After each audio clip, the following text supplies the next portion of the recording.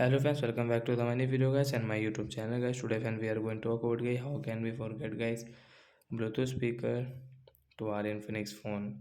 Once you have connected any Bluetooth device and guys any Bluetooth speaker and guys speaker is not working with your phone, so you should forget it. After forget guys you can connect, you can pair easily and you can use it.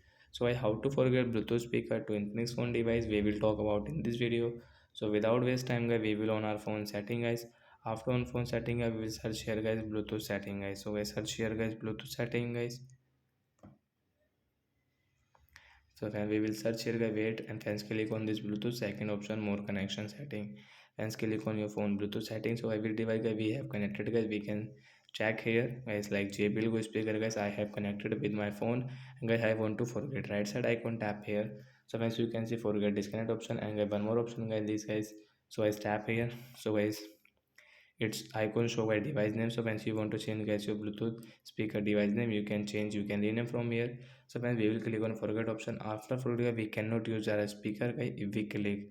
So if we use guys, we will have to give permission guys, then guys we can use our Bluetooth speaker with Infinix phone device. So that's it guys, thanks for watching the video, bye guys.